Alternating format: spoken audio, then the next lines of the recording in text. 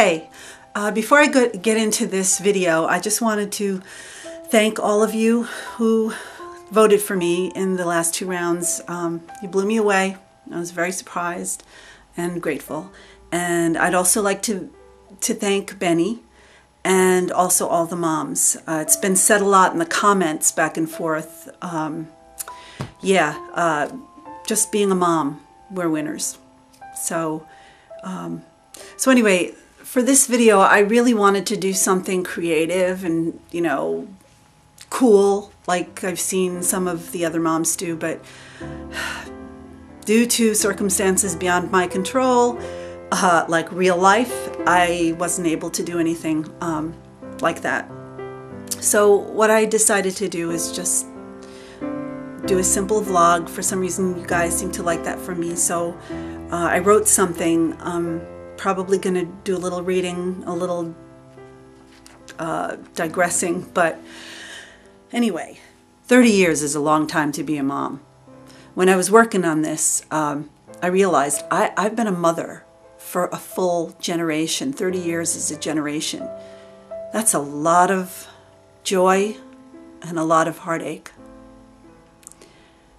At 23, I discovered I was pregnant, and although he wasn't planned, I loved being pregnant. I loved it. I loved the feeling. I loved just everything about it. We were living in Boston, and in 1977, natural childbirth was still not too common, and the Lamaze method was still pretty fairly new.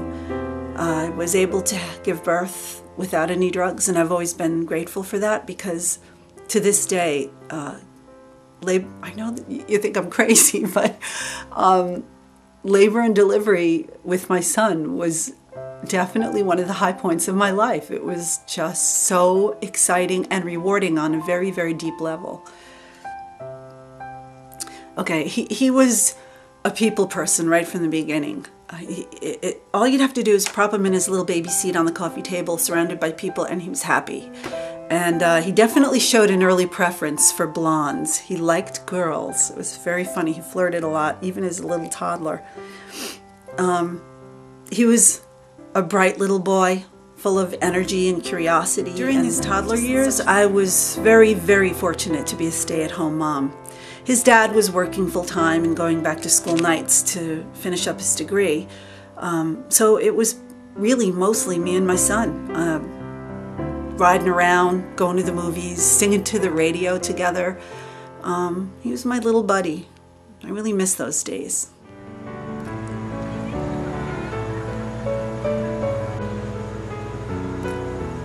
When he was 4, his sister was born, Marissa. This was a much more difficult pregnancy, which ended in a C-section. They told me I could leave her at the hospital as though she were damaged goods. The months afterwards were very painful for me, seeing genetic counselors and doctors and learning about the syndrome that left my daughter severely retarded and unable to walk or talk. They told me this syndrome was not compatible with life, that she would die before she was a year old. I spent that first year just watching her, waiting for signs of her dying. I was bitter for a while. I felt cheated. I had had such a wonderful relationship with my mom, and I really wanted to have a daughter and have that relationship from the other side. But my son was so proud. He loved his little sister. You would have thought he made her. Because of her special needs, I pretty much didn't get a full night's sleep for 2.5 years that I had her home with me. My ex-husband had left all her health care and future decisions to me, and no support there. But I finally realized that I didn't really have much left of me for my husband and my son. So I made the difficult decision to place her in a facility where she would get the constant care she needed. Now she lives back on Long Island in a group home, and I get to see her more often, and she knows me, and she's always happy when I visit her. I call. So she's living a really happy life. She doesn't know evil. She doesn't know all the petty things that we humans have to go through to get to the good stuff. You have one of these at home?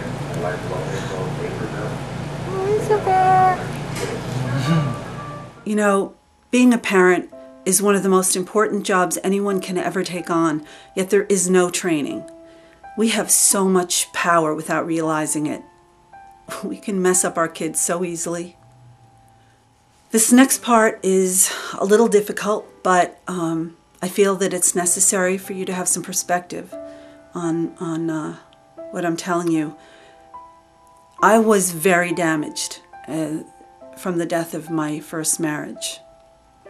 I'm not going to go into details, but at 31 I felt old, unattractive, and irrelevant. I made some mistakes as a parent. So did my ex-husband. My son was hit hard by the divorce. Years later we talked about it, my son and I. The divorce, my mistakes. Communication is critical. Being open and truthful is a legacy from my parents that I will always cherish. My son knew I was there for him. There is more than one parent's worst nightmare. Again, I don't want to go into details, but I've lived through one, obviously, with my daughter.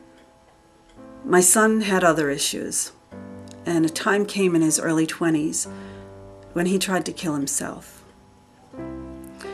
There's another parent's worst nightmare. But I went into extreme mom mode, and I got him into rehab. I believe if I hadn't, he could very well not be where he is today. But I know that old cliche is true. What doesn't kill us makes us stronger.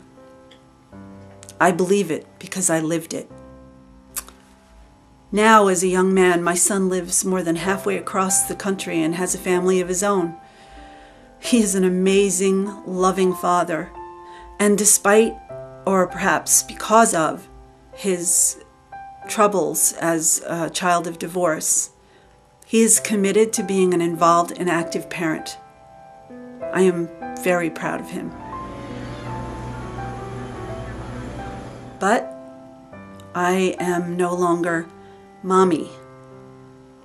And while I know this is the way it should be, it's bittersweet. I'm proud that he's grown into a fine young man, independent, but you know, there's always part of you that looks at him as your little baby, and you always will. So now I have a grandson to spoil, and my relationship with each of my children continues to change, grow, evolve. And that's the way it should be.